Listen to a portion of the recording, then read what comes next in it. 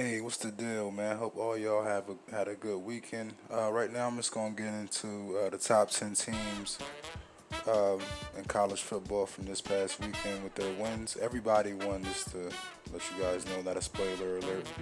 Right here, we just have Jalen Hurts in the pocket, Jerry Judy with a catch and run.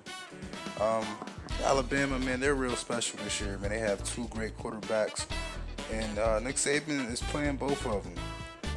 They both get their fair share of snaps. Well, number 13 probably gets the majority. But um, if you're an Alabama fan, man, I swear, I don't think I ever met an angry Alabama fan. Like, you could lose your job and you like roll tide.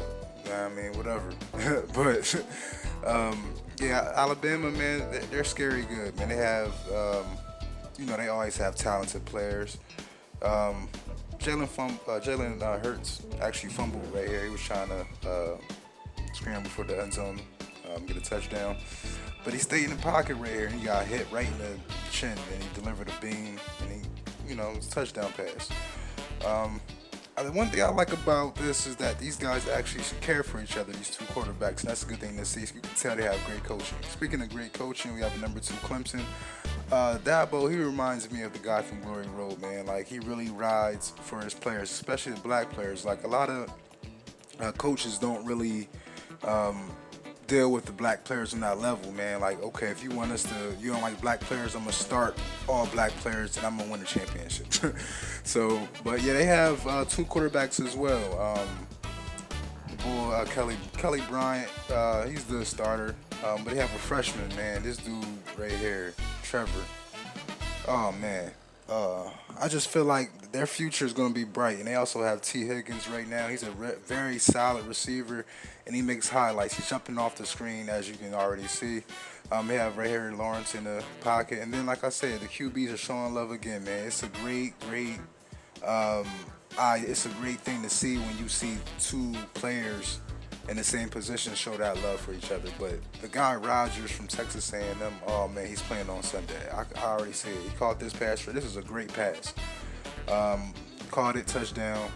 Not to mention the window was crazy, but it was a good game. A&M lost that one. Georgia's right here. I didn't get too many, not actually any photos from the Georgia game. I didn't want to just put any Georgia photos up there and I get criticized because they were older photos. So Georgia won that game also. Right now, another freshman. Oh man, this guy Martell. He's going to be a beast, man. He went 10 for 10 as a freshman, and he can scramble. He can throw the ball. He's going to be a good one. But they got Haskins in there now. Johnny Dixon, man, he made some plays, separation, yards after the catch. Ohio State fans, they love it. Celebration with KD Dobbins here. I just feel like even though Urban Meyer's not there, man, they're still keeping up the spirit in the game, and they're winning.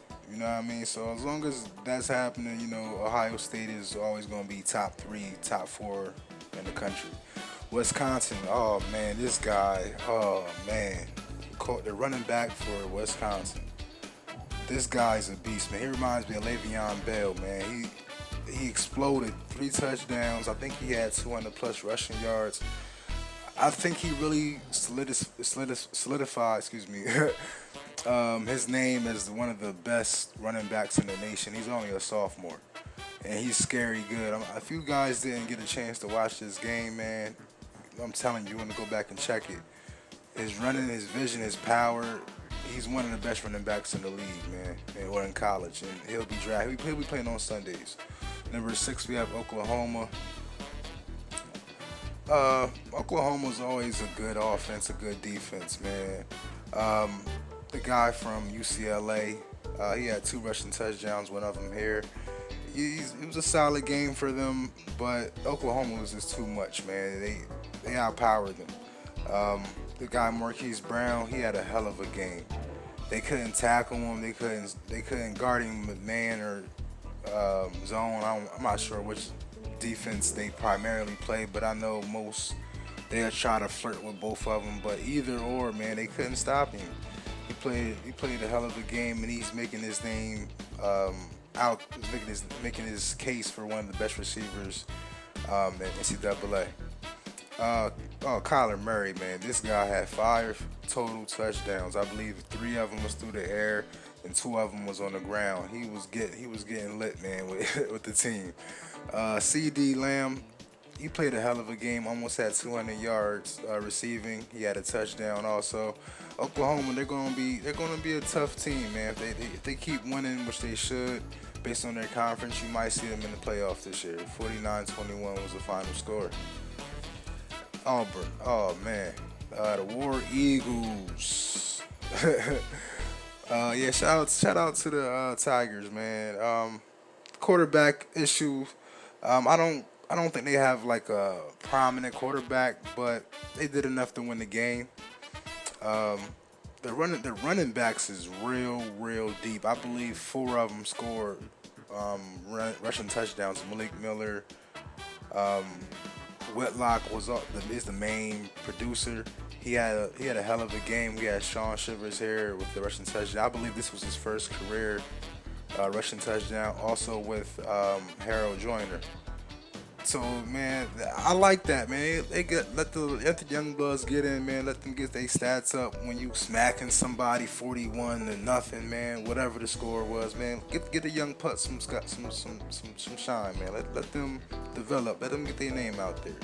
Notre Dame. This right here probably was the biggest upset to me with the top 10 teams. Not really an upset, but just how they played. They played horrible. As well on the offensive side, as far as the quarterback, Brandon Woodbush, I didn't like his performance this week.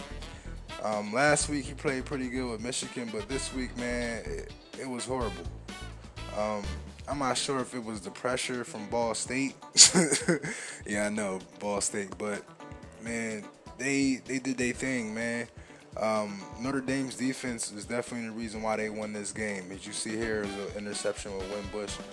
Um, I definitely feel like going forward, man, you probably won't see them in the top 10, in my opinion. Number 9, we have Washington.